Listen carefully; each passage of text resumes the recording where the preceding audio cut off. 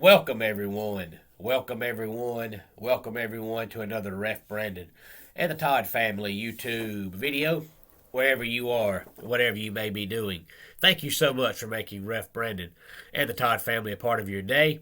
We always greatly appreciate it.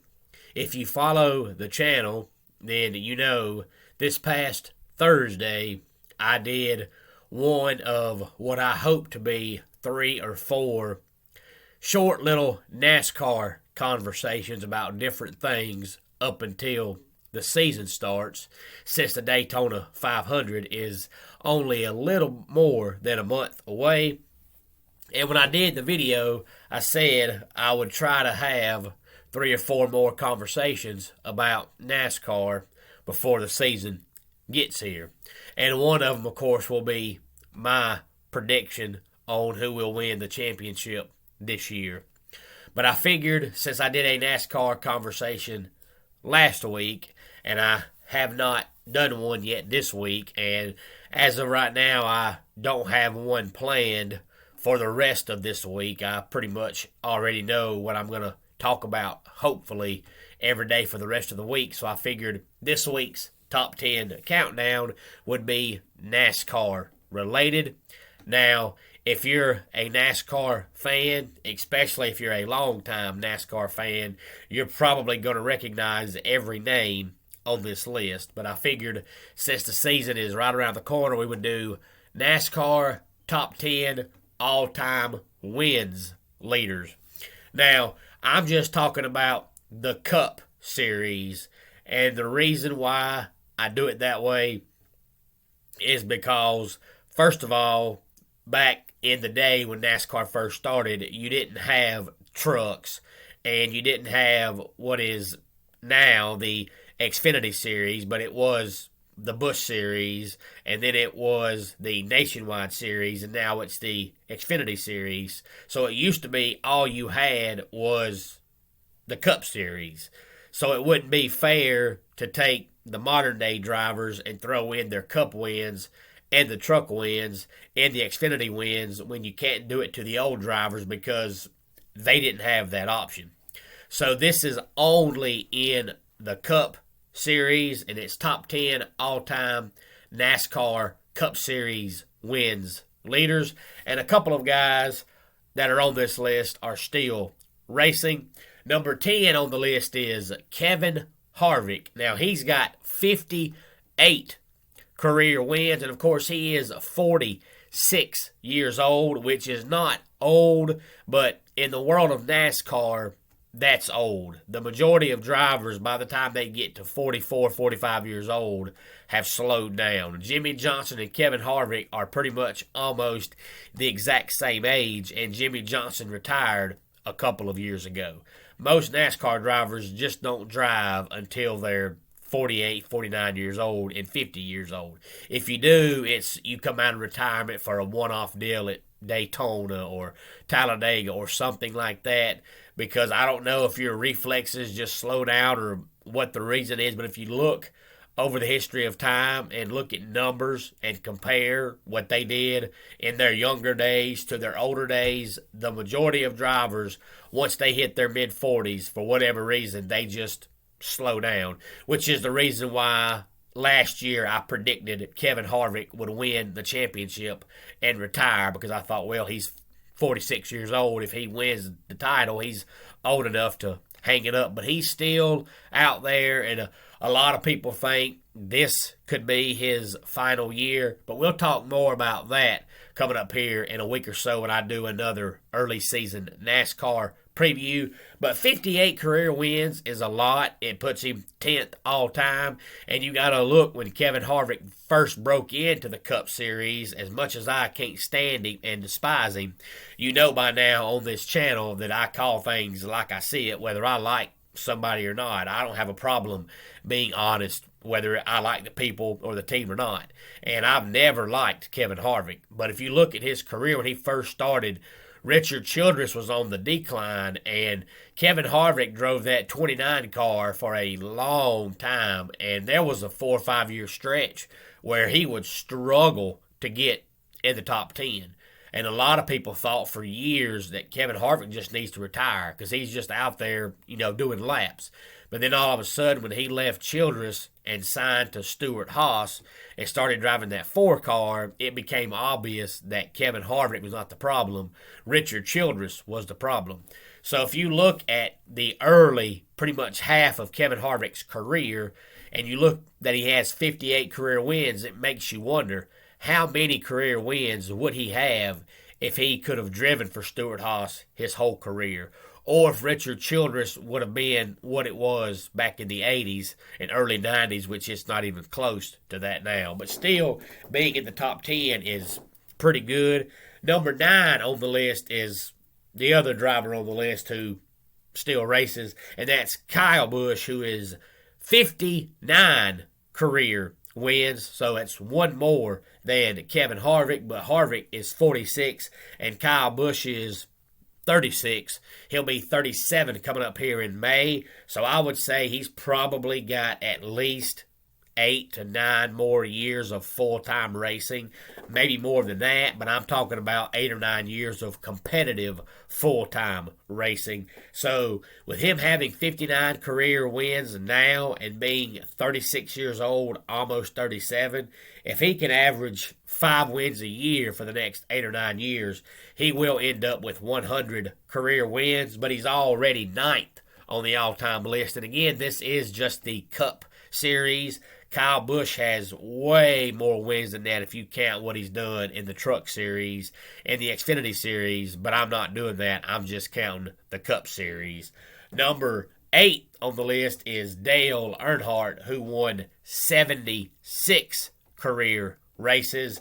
And then there's a tie for 7th or 6th, ever how you want to look at it. But Jimmy Johnson and Cale Yarborough both won 83 career races. And then there's a tie for 5th or 4th, ever how you want to look at it, with Darrell Waltrip and Bobby Allison both winning 84 career races.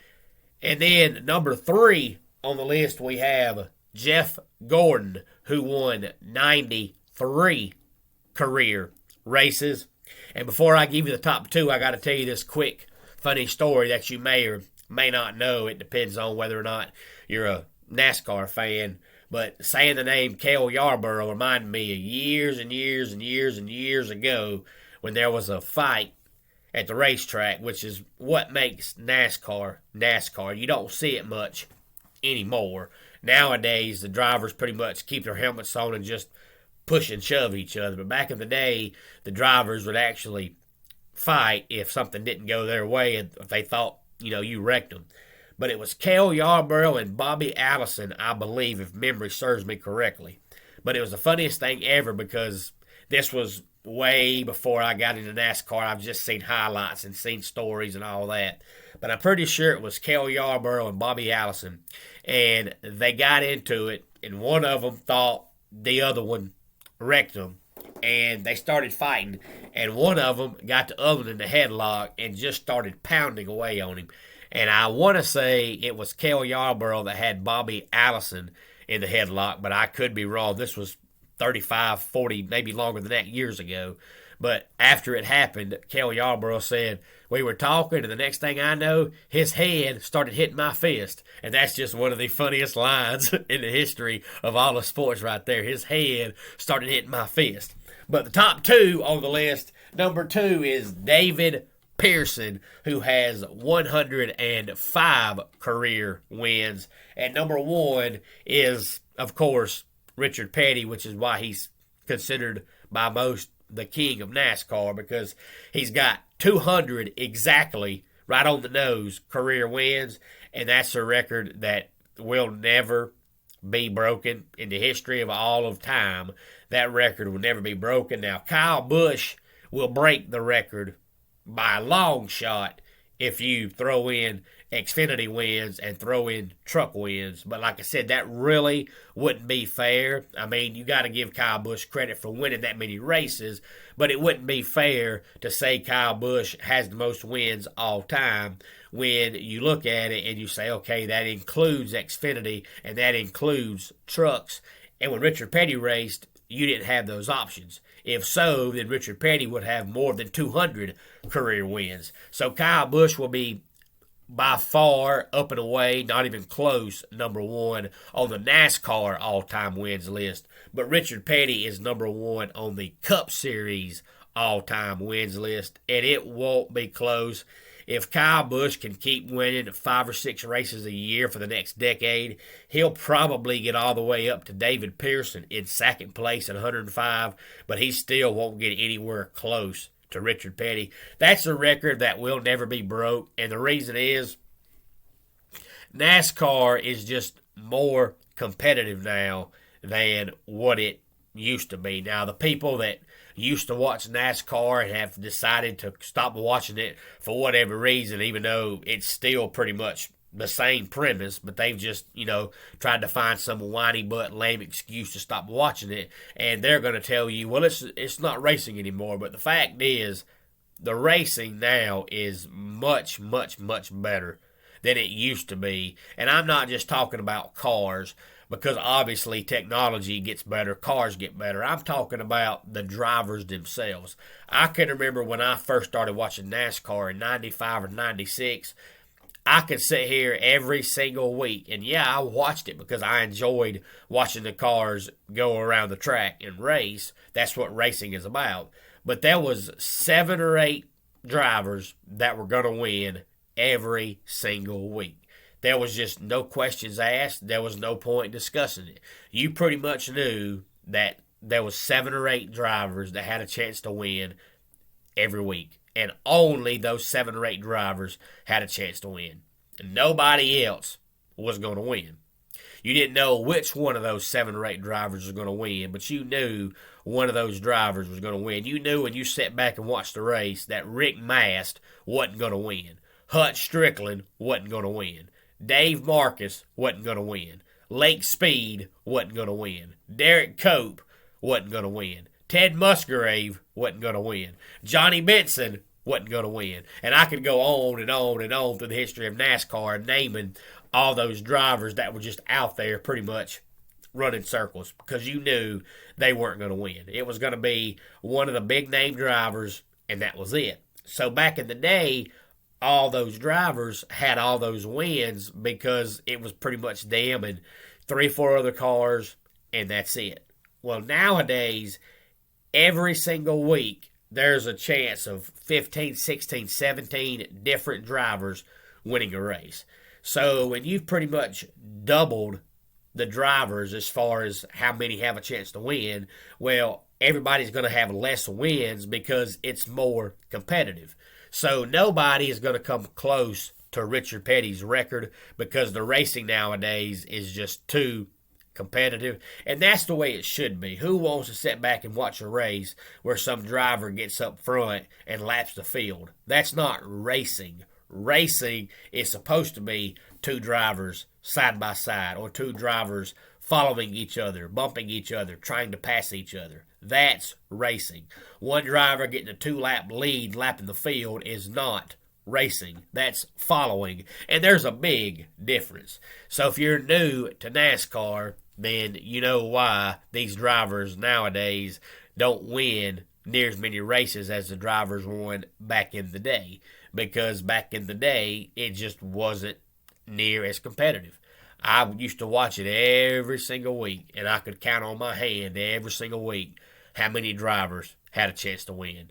Now you need every finger and about every toe every week if you really want to be honest and say how many drivers have a chance to win the race. And that's the way it should be. That's what racing is meant to be about. It's not meant to be about 5 or 6 cars dominating the field. It's supposed to be everybody having an equal chance to win the race. That's racing. So Kyle Busch, honestly, is the only driver on this list that's still racing that has a chance to even get to 100. I mean, you look at Denny Hamlin, how long Denny Hamlin's been around, and he doesn't have near as many wins as Kyle Busch has, and he's older than Kyle Busch. And outside of Denny Hamlin and Kevin Harvick, who's winding down his career, and Kyle Busch, none of these drivers are even going to come close come close to being top 5 because it's just too competitive nowadays. Most drivers nowadays win 2 or 3 races a year, whereas back in the day, you pretty much had about 5 drivers that would win 5 or 6 times a year. I mean, you look at Jeff Gordon's career. Jeff Gordon ended up winning 93 career races. But I guarantee you, I don't have the numbers written down in front of me, but I guarantee you, if you was to look out of those 93 career wins, probably 75 to 80% of them came in about a 5-year stretch. So that tells you how dominant he was. So you were seeing the same driver dominate every week, which goes back to our conversation we had yesterday about college football, about how Alabama's dominating college football. And when I first got into NASCAR, that's who dominated, was Jeff Gordon. I think one year he won 12 races, which is 1/3 of the season. So you pretty much knew just about every other week Jeff Gordon was going to win. So me personally, I'm glad that the competition has gotten better. To me, that makes it better. That's what it's about. Who wants to see the same 4 or 5 drivers win every single race? So if you have any thoughts on this week's Top 10 Countdown, please feel free to let me know. Let's go ahead and get our dad joke of the day in here. Why do ghosts like to ride in elevators? It lifts their spirits. And that wraps it up for today's Ref Brandon and the Todd Family YouTube video. Until next time, it's Ref Brandon saying, just like in pro wrestling, life can be over by the count of 3. Tell your friends and family how much you love them. Bye.